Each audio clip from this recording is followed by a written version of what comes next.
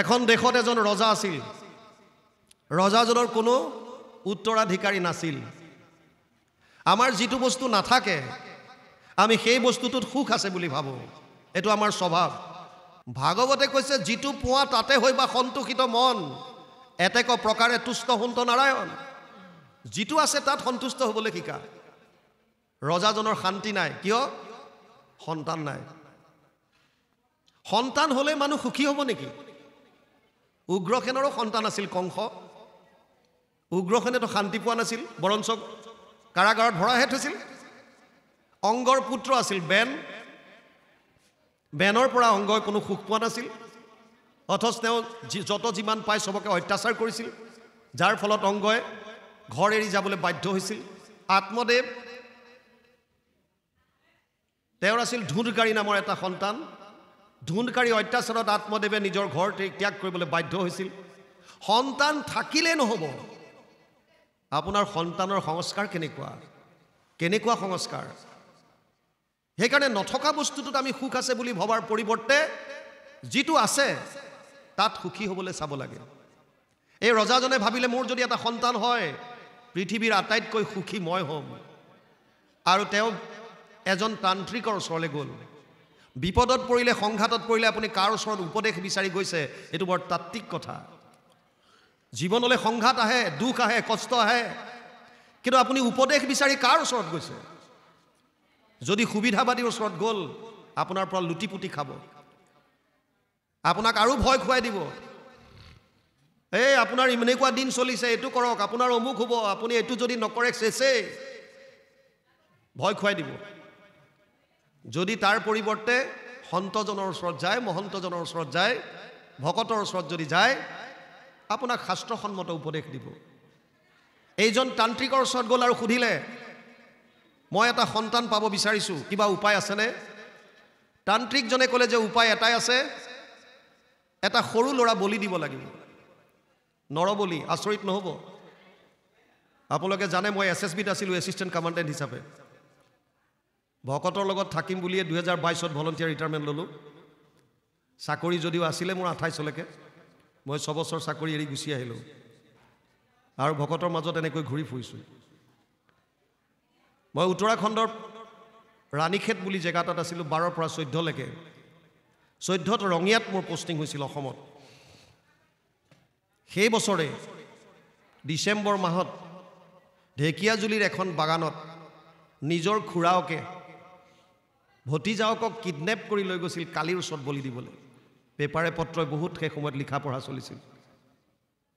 আজি 2 বছৰ 1.5 বছৰ আগত কামাখ্যাত দুজনমান পুৰোহিতক এৰেষ্ট কৰাৰ কথা আপোনালোকে পেপাৰে পত্ৰই হয়তো পাইছিল কিয় নৰবলিৰ কেছত তাৰ মানে এতিয়াও মানুহে নৰবলিৰ দৰে নিকৃষ্ট কৰ্ম কৰিবলৈ বাদ দিয়া নাই আন জীৱ-জন্তু বলিটো দিয়ে আছে মানুহ বলি দিবৰ কাৰণে কুণ্ঠাবোধ নকৰে তান্ত্ৰিকজনে ক'লে যে যদি এটা সৰু ল'ৰা বলি দিয়া তেতিয়ালে তুমি এটা সন্তান পাবা ৰজাজন কিছু ধাৰ্মিক আছিল সেইকাৰণে ভাবিলে মই কোন গৰাকী মাতৃৰ কোলাৰ পৰা সন্তানটো কাঢ়ি আনিম মাক গৰাকীয়ে কিমান আঘাত পাব নাই এটো মোৰ দ্বাৰা হ'ব নোৱাৰে তান্ত্ৰিকে ক'লে তেতিয়াহলে আপুনি সন্তানৰ আশা বাদ দিয়ক লোভত পৰিলে আমি পাপ কৰ্ম কৰিব হলে কুণ্ঠাবোধ নকৰো ত্ৰিবিধম নৰকস্যদম দাৰম নাশনম আত্মন কাম ক্ৰোধ তথা লোভ তস্মাৎ এতত্ৰয়ম তজেত ষষ্ঠাদশ অধ্যায় 21 নম্বৰ শ্লোক গীতা হে অৰ্জুন তিনিখন নৰকৰ দ্বাৰ আছে কাম ক্ৰোধ আৰু লোভ এই তিনিখন দ্বাৰে নৰকলৈ লৈ যায় মানুহক লোভত পৰি আমি বিভিন্ন পাপ আচৰণ কৰোঁ ৰজাজনে ক'লে যেহেতুকে তেওঁৰ লোভত আছে সন্তান এটা লাগে কিন্তু ডাইৰেক্টলি কাৰো পৰা জোৰ জবজ সন্তানটো আনিবলৈ মনে কোৱা নাই সেইকাৰণে তেওঁ এটা উপায় উলিয়ালে তেওঁ প্ৰজাৰ মাজলৈ লোভটো দি দিলে যদি কোনোবাই নিজ ইচ্ছামতে কাৰোবাৰ সন্তান এটা যদি বলি কৰি মোৰ ওচৰলৈ দিয়ে সেইটো পৰিয়ালক মই ইমান ধন টকা পইচা দিম 14 পুৰুষলে আৰামত খাব পাৰিব সেইখন ৰাজ্যত এটা ভিখাৰী পৰিয়াল আছিল মাক বাপেক আৰু 9টা সন্তান 9টা ল'ৰা ভিক্ষা খুজি খায় মাক বাপেকে 9টা ল'ৰাক বহুৱাই লৈ ক'লে বোপায়ো এটা সুবৰ্ণ সুযোগ এটা আহিছে যদি তহঁতৰ মাজৰ কোনোবা এটা বলি হৈ যাও তেতিয়াহ'লে আমি বাকি থকা কেইটাই 10টা প্ৰাণীয়ে আনন্দত দিন পাৰ কৰাব পাৰিম কিন্তু ঘটনা হ'ল এতিয়া যাব কোন বলি হৈ আটাইকেইটাকে বহুৱাই ল'লে ডাঙৰ ল'ৰাটোক ক'লে তই অলপ বুজা পৰা হৈছ তয়ে যা সি ক'লে যে মই কিয় যাম জন্ম তহঁতে দিছ যেতিয়া নিজৰ ভৰিত থিয় দিয়ালৈকে লালন পালন কৰাৰ দায়িত্ব তহঁতৰ গতিকে মই বলি নাযাওঁ এটা এটাকে সুধি আহিলে চবেই মানা কৰিলে একেবাৰে সৰু ল'ৰাটোৰ বয়স কেৱল মাত্ৰ 7 বছৰ কিন্তু ই তাৰ অকণমান বুদ্ধি হোৱাৰ পৰা বুলি সৰু এপা সি য'ত ভকতৰ সংগ হয় য'ত 2-3জন ভকত গোট খায় ই গামোচাখনকে পোন মাৰি লৈ চুৰিয়াৰ নিচিনাকৈ পিন্ধি টুকটুককৈ দৌৰ মাৰে ভকতৰ ওচৰত থাকে এই পাতখন আনি দিয়া কঠখন আনি দিয়া পানী আনি দিয়া কিবা সৰু সুৰা কামবিলাক কৰি থাকে আৰু ভকতে কি আলোচনা কৰিছে ই একান্ত মনে শুনে ভকতে সদায় ভাগৱতৰ কথাই পাতে মাক বাপেকে সুবিধা ল'লে আৰু তাক ক'লে যে বোপায়ো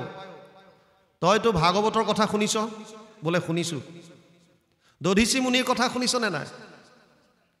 ল'ৰাটোৱে কৈছে শুনিছোঁ তই তেতিয়াহ'লে জানই দধিচি মুনি যি দেৱতাসকলক বৃত্তাসুৰৰ পৰা ৰক্ষা কৰিবৰ কাৰণে নিজৰ শৰীৰ ত্যাগ কৰিছিল আৰু দধিচি মুনিৰ অস্থিৰ দ্বাৰা ভগৱান বিষ্ণুৱে তেজ দি এপাত অস্ত্ৰ নিৰ্মাণ কৰি দিছিল যাক ইন্দ্ৰৰ বজ্ৰ বুলি কোৱা হয় ইন্দ্ৰৰ হাতত থকা বজ্ৰপাত দধিচি মুনিৰ অস্থিৰ দ্বাৰা নিৰ্মিত মাক বাপেকে কৈছে বোপায়ো দধিচি মুনিয়ে স্বৰ্গৰ দেৱতাসকলক ৰক্ষা কৰিবৰ কাৰণে নিজৰ শৰীৰ ত্যাগ কৰিছিল আৰু যদি তই আজি তোৰ পৰিয়ালটো ৰক্ষা কৰিবৰ কাৰণে তোৰ যদি শৰীৰ ত্যাগ কৰ তেতিয়াহ'লে আমি আটাইকেইটা আনন্দত থাকিব পাৰিম কণমানিটোৱে কৈছে মা দেউতা মোৰ যোৱাত আপত্তি নাই কিন্তু এটা চৰ্ত আছে কি চৰ্ত তোমালোক দুইটাই মোক আদেশ কৰা আদেশ কিয় পিতৃ আজ্ঞা পালন কৰি ৰামচন্দ্ৰই 14 বছৰ বনবাস খাটিব গৈছিল পৰশুৰামে পিতৃ আজ্ঞা পালন কৰি মাতৃ ৰেণুকাৰ ডিঙি কাটি দিছিল মাক বাপেকৰ আজ্ঞা মই শিৰোধাৰ্য কৰি মই যাম আজ্ঞা দিয়া মাক বাপেকে তত্ত্বটো বুজি নাপাই ক'লে তোক আমি আদেশ দিছোঁ তই বলি হৈ যা তাৰ মনত বিৰাট আঘাত লাগিছে হ'লেও সি কৈছে তেতিয়াহ'লে খবৰ দিয়া ৰজাৰ ঘৰত খবৰ দিলে পিছদিনা সৈন্য আহি গ'ল কণমানি ল'ৰাটোক যেতিয়া লৈ গৈছে ই হুক হুকাই কান্দিছে অকণমানি ল'ৰা গাঁৱৰ মানুহ গোটেই জুম বান্ধিলে চাবলৈ সি প্ৰত্যেকৰ মুখলৈ চাইছে চকুলৈ চাইছে কিজানি কোনোবাই কয় নেকি এই বোপাইটোক নিব নালাগে তহঁত গাঁৱত আছ যেতিয়া আমি তহঁতক দিম খোৱা বোৱাৰ বস্তু আমি গাঁও পাতি থাকোঁ কিয় এঘৰৰ বিপদত যদি 10 ঘৰে যদি সহায় নকৰোঁ গাঁও পাতি থকাৰ লাভ কি কিন্তু কোনেও নামাতিলে ল'ৰাটোক লৈ গ'ল মহাৰাজৰ ওচৰত থিয় কৰালে বিৰাট ধুনীয়া ল'ৰাটো মহাৰাজৰ দেখি কিবা কিবি লাগিছে হ'লেও তান্ত্ৰিকক খবৰ দিছে লোভ তান্ত্ৰিক আহি গ'ল লগত এজন কাটোৱাল লৈ কাটোৱালজনে প্ৰকাণ্ড এখন তৰোৱাল লগত লৈ আহিছে আৰু এখন নদীৰ পাৰলৈ লৈ যোৱা হ'ল ল'ৰাটোক মাহ হালধিৰে নোৱাই ধুৱাই মালা ধাৰি পিন্ধাই দি বলি সজাই দিলে এটা ডাঙৰ মূৰ্তি সাজি সন্মুখত বলি খাল তান্ত্ৰিকজনে মন্ত্ৰ উচ্চাৰণ কৰিলে কাটোৱালজনে প্ৰকাণ্ড তৰোৱাল এখন লৈ কাটিবৰ কাৰণে উদ্যত হ'ল ৰজাৰ হৃদয় কঁপি উঠিছে ৰজাই ক'লে অকণমান ৰ'বা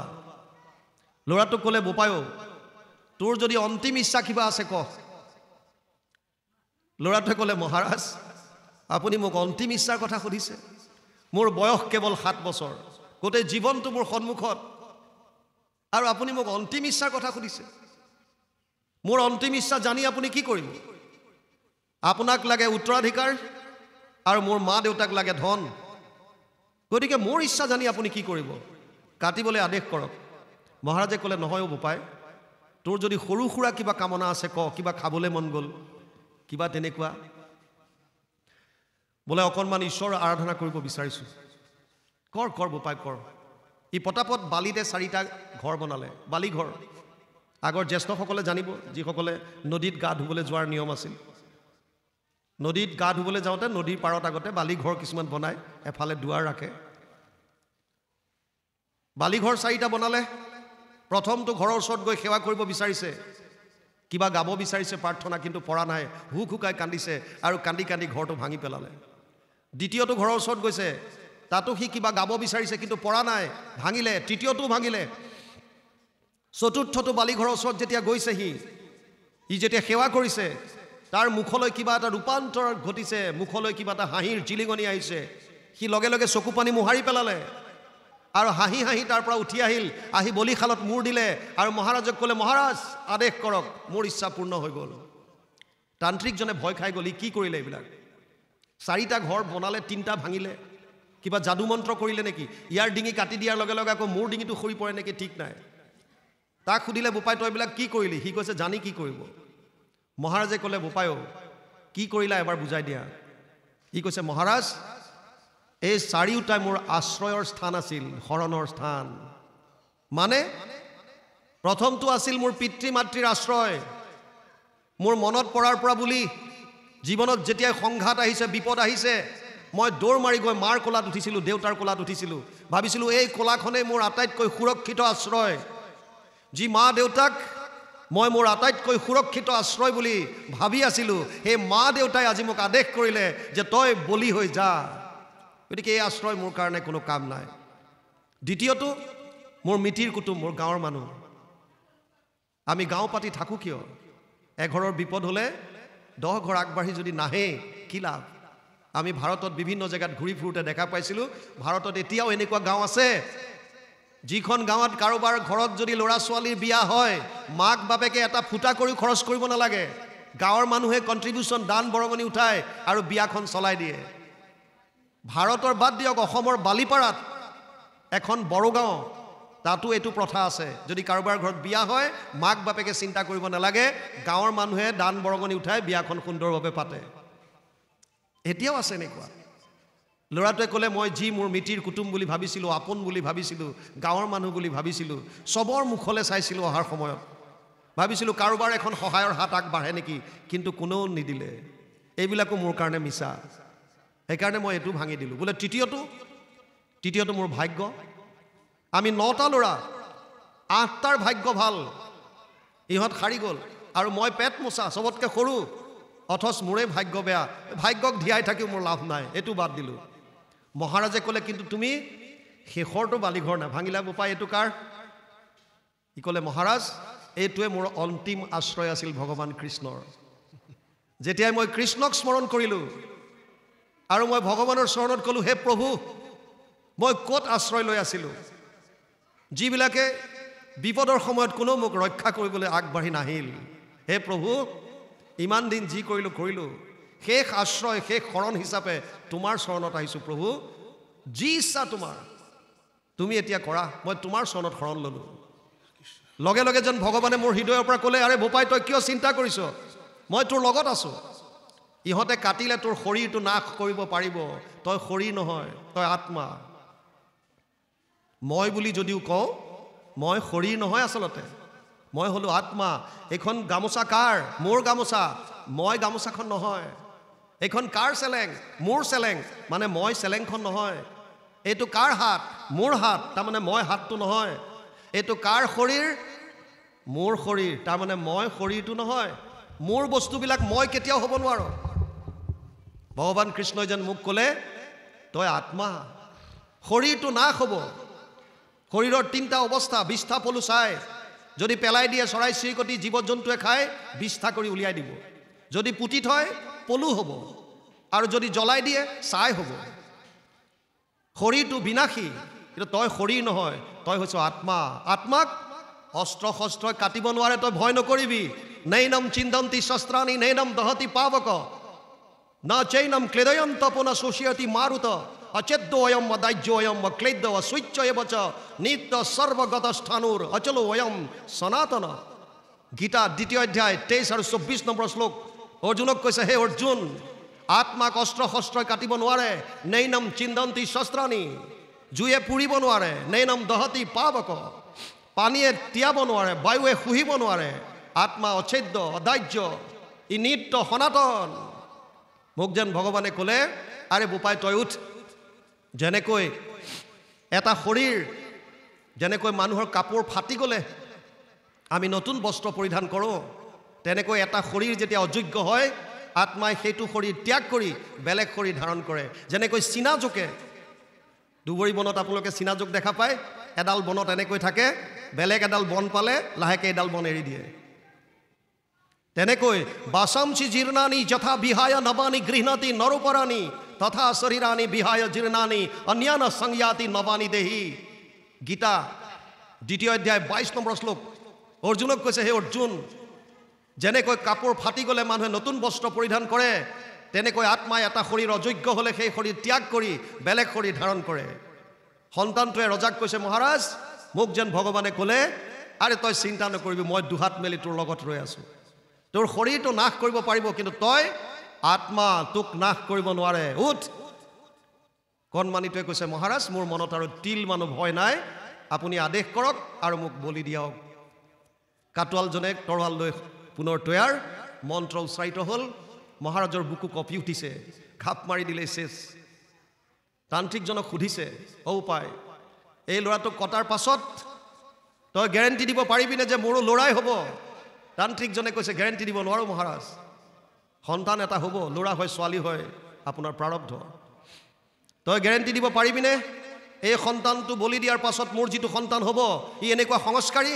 7 বছৰ বয়সত পিতৃ মাতৃৰ আজ্ঞা পালন কৰিবৰ কাৰণে নিজ শৰীৰ দান দিবলৈ কুণ্ঠাবোধ কৰা নাই? তান্ত্ৰিকে ক'লে, মই গেৰেণ্টি দিব নোৱাৰোঁ। তই গেৰেণ্টি দিব পাৰিবিনে মোৰ ইয়াক বলি দিয়াৰ পাছত মোৰ যিটো সন্তান হ'ব, সেই সন্তানৰ কৃষ্ণৰ প্ৰতি এনেকুৱা আস্থা, এনেকুৱা দৃঢ় বিশ্বাস যে কৃষ্ণত শৰণ লৈ হাঁহি হাঁহি সি নিজৰ প্ৰাণ দিবৰ কাৰণে আগবাঢ়ি আহিছে?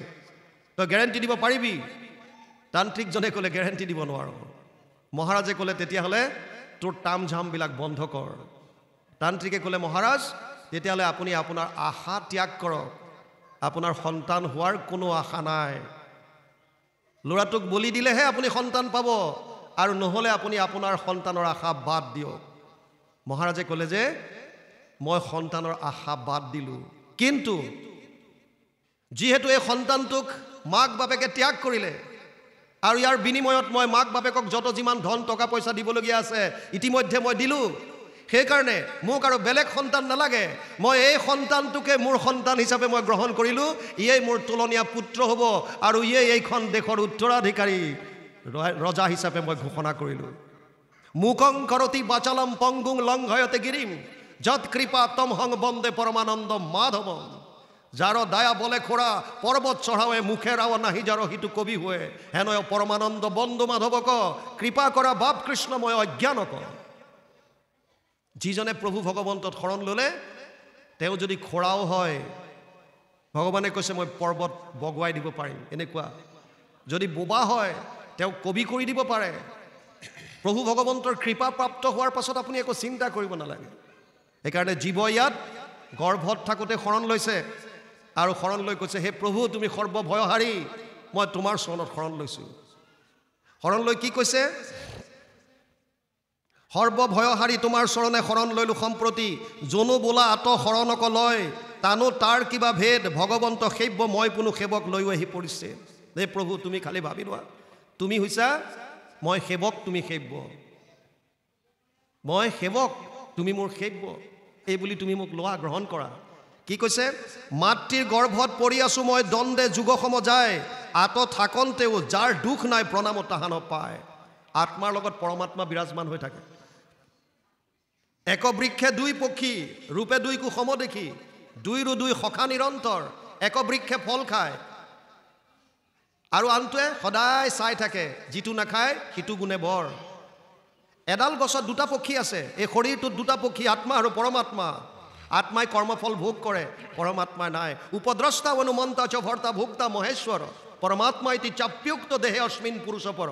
13 অধ্যায় 22 নম্বৰ শ্লোক গীতা। হে অৰ্জুন, মই অনুমন্তা অন্তৰ্যামী হিচাপে, সাক্ষী হিচাপে, সকলোৰে লালন পালনৰ স্বামী হিচাপে পৰমাত্মা ৰূপে সমস্ত জীৱৰ হৃদয়ত বাস কৰি আছোঁ। জীৱই কৈছে তুমিও আছা যদিও তুমি এইবিলাক দুখ সুখৰ পৰা আঁতৰত। পঞ্চভূত দেহে পৰি আছোঁ মই বন্দী হৈ চিৰকাল, ইটো দেহে যাক বান্ধিবে নপাৰে, প্ৰণামো হেন কৃপাল। পঞ্চভূত ক্ষিতি জল তেজ বায়ু আকাশ এই 24 তত্ত্বৰ দ্বাৰা আমাৰ শৰীৰ গঠিত 5 মহাভূত পঞ্চ তন্মাত্ৰা ৰূপ ৰস গন্ধ স্পৰ্শ শব্দ 5 জ্ঞানেন্দ্ৰিয় শ্ৰোত্ৰ নেত্ৰ জিহ্বা ঘ্ৰাণ 5 কৰ্মেন্দ্ৰিয় গুহ্য লিংগ পদ বাণী কৰ মন বুদ্ধি অহংকাৰ আৰু মূল প্ৰকৃতি এই 24 তত্ত্বৰ দ্বাৰা আমাৰ শৰীৰটো হৈছে ইয়াত যদিও আত্মা আছে পৰমাত্মাও আছে পৰমাত্মাক কিন্তু কৰ্মফলে চুব নোৱাৰে এইকাৰণে কৈছে ইটো দেহে যাক বান্ধিবে নপাৰে প্ৰণামো হেন কৃপাল যদি বোলা ইটো অজ্ঞানীৰ বান্ধ জ্ঞানতেহে নিবৰ্তয় ঈশ্বৰ কৃষ্ণক প্ৰণাম কৰিবে ইহাত কিবা লাগয় যদি তুমি কোৱা যে আমি যে বান্ধত ঘূৰিছোঁ এইটো অজ্ঞানীৰ বান্ধ মানে মায়াৰ আৰু মায়াৰ বান্ধ খুলিব পাৰিব কেৱল জ্ঞানৰ দ্বাৰাহে যদি তুমি তেনেকৈ ভাবিছা ই কোনো কচ্চিত আশংকাৰ শুনা উত্তৰ কহু বুজায় যাহাৰ মায়াত জ্ঞান নষ্ট হোৱা জীৱে মহাক্লেশ পায় আমিবিলাকে যে কষ্ট পাইছোঁ কিয় ঈশ্বৰৰ মায়াৰ কাৰণে 3টা বস্তু ভগৱান মায়া জীৱ মায়াৰ 3টা গুণ আছে সত্যম ৰজস্তম ইতি গুণ প্ৰকৃতি সম্ভৱা নিবধ্নন্তি মহাবাহু দেহে দেহিনাম অব্যয়ম 14 অধ্যায় 5 নম্বৰ শ্লোক গীতা হে অৰ্জুন মোৰ 3টা গুণ আছে সত্য ৰজ আৰু তম এই 3টা গুণৰ দ্বাৰা মানুহৰ মনলৈ 3 ধৰণৰ ভাৱ আহে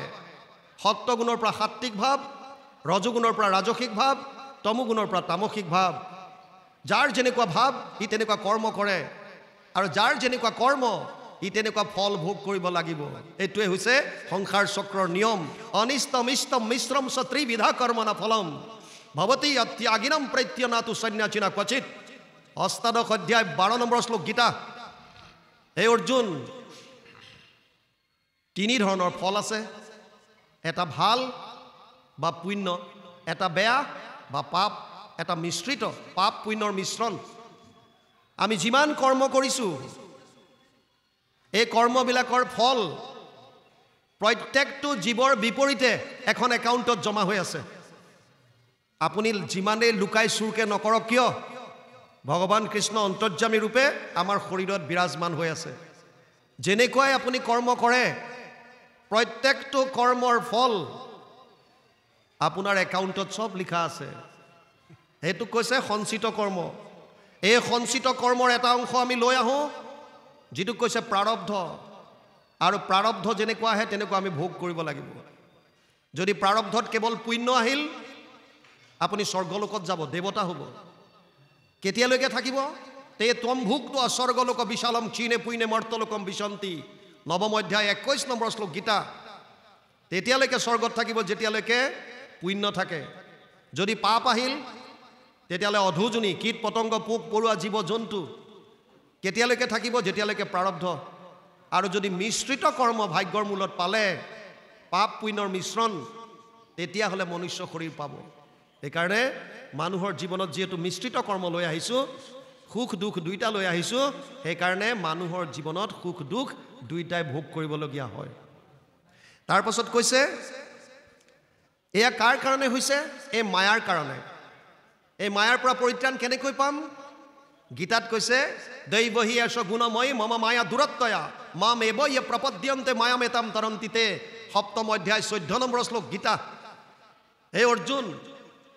মোৰ মায়া অতি ভয়ানক ইয়াৰ পৰা পৰিত্ৰাণ সেইসকলেহে পাব পাৰিব যিসকলে কেৱল মাত্ৰ মুঠ শৰণ ল'লে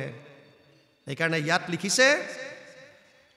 যাহাৰ মায়াত জ্ঞান নষ্ট হোৱা জীৱে মহাক্লেশ পায় হেন ঈশ্বৰৰ অনুগ্ৰহ বিনে কমন শক্তি আমাৰ ইটো জীৱগণে নিজ স্বৰূপক লভিবে ক আপোনাৰ সেইজন ঈশ্বৰত শৰণ লোৱাৰ বাহিৰে আমাৰ গতি নাই আমি নিজৰ স্বৰূপক গম পাব নোৱাৰিম মই কোন ক'ৰ পৰা আহিছিলোঁ কি কৰা উচিত মই ক'লে যাম আমি একো গম নাপাওঁ তাৰপাছত কৈছে আতেহে কৃষ্ণক সেবিবাক লাগে তেবেহে কৃপা হয় কৃষ্ণ কৃপা বিনে জ্ঞান নপজয় কহিলোঁ কৰি নিৰ্ণয় সেইকাৰণে কৃষ্ণক সেৱা কৰিব লাগে বুলি ইয়াত দিছে বাপ বান্ধৱ আই মাতৃ সমস্ত 2:30 বাজিল কেইটালৈকে আপোনালোকৰ অনুষ্ঠান হ'ব নে পাঠ চলি থাকিব নেকি ৰাতিলৈকে নে কি আইডিয়া এটা দিয়ক কাৰণ আমি বিশ্বনাথ চাৰিআলিলৈ যাব লাগিব আৰু এনে সাধাৰণতে এটা বৈঠকত শুনি পেলাই গ্ৰহণ কৰিব পৰা ক্ষমতা আমাৰ ব্ৰেইনক যিটো দিছে সেইটো হৈছে 45 মিনিটৰ সেইকাৰণে স্কুল কলেজৰ পিৰিয়ডবিলাক 45 মিনিটৰ হয় স্কুল কলেজৰ পিৰিয়ডবিলাক 45 মিনিটে কিয় দিলে কাৰণ এটা বৈঠকত শুনি পেলাই গ্ৰহণ কৰিব পৰা আমাৰ যিটো ব্ৰেইনৰ ক্ষমতা এটো কেৱল 45 মিনিট সময় দিছে কিন্তু ঈশ্বৰৰ কথাৰ ক্ষেত্ৰত অকণমান বেলেগ হুকদেৱে 7 দিন 7 ৰাতি কৈ আছিল আৰু পৰীক্ষিতে 7 দিন 7 ৰাতি শ্ৰৱণ কৰিছিল জলপান গ্ৰহণ নকৰাকে বৰ্তমান সেই হুকদেৱো নাই সেই পৰীক্ষিতো নাই তথাপিও 2-3 ঘণ্টা আমি একান্তভাৱে আপোনালোকৰ দৰে শ্ৰোতা পালেতো ঘণ্টা ঘণ্টা ধৰি কৈ থাকিব পাৰি যেটো আপোনালোকে একান্ত মনে শ্ৰৱণ কৰিছে কিন্তু সময়ৰ এটা কথা থাকে বেছি দীঘলীয়া হলে ভয় লাগে আমাৰ তাত মাজতে 90 বছৰীয়া বুঢ়ী মানুহ এজনী কোৰ্টত গৈছে ডিভোৰ্স বিচাৰি জাজে ডাইৰেক্ট সুধিছে আইতা আপোনাৰ বয়স কিমান বোলে বোপাই মোৰ 90 মান চুলে বোলে 90 বছৰ বয়সত আপোনাক ডিভোৰ্স লাগে বিবাহ বিচ্ছেদ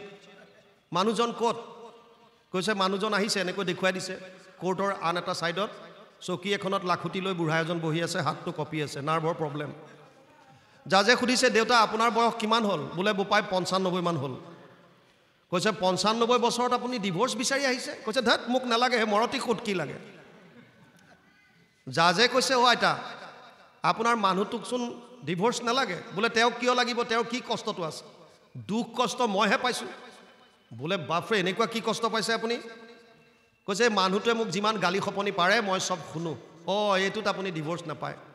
গিৰিয়েকে গালি পাৰিছে ঘৈণীয়েকে শুনিলে কেতিয়াবা আপুনিও পাৰি দিব তেওঁ শুনিব বোলে তেওঁ কানেৰে কম শুনে এইটোতো আপুনি নাপায় কিয় নাপায় বোলে আজিকালি কাণত লগোৱা মেচিন পায় হিয়াৰিং এড বুলি কয় কাণত লগোৱা মেচিনটো লগাই দিলে আপোনাৰ মানুহজনে একদম ধুনীয়াকে শুনিব পাৰিব বোলে বোপাই মই মেচিনো আনি দিছো তেতিয়া সমস্যা কি বোলে সমস্যা এটাই যেতিয়াই মই মানুহটোক গালি পাৰো মেচিনটো খুলি থৈ দিয়ে এইটোৱে মোৰ সমস্যা এটা বেছি দীঘলীয়া হলে আপোনালোকও যদি সবে কাণৰ মেচিন খুলি খুলি থৈ দিয়ে তেতিয়া আমি ইয়াৰ পৰা কৈ থকা লাভটো নহব সেই কাৰণে সুধিলো মাজতে যদি শুনাৰ ইচ্ছা থাকে 3টামান সময়লৈকে আমি অকমান আছো তাৰ পিছত আমি উঠিব লাগিব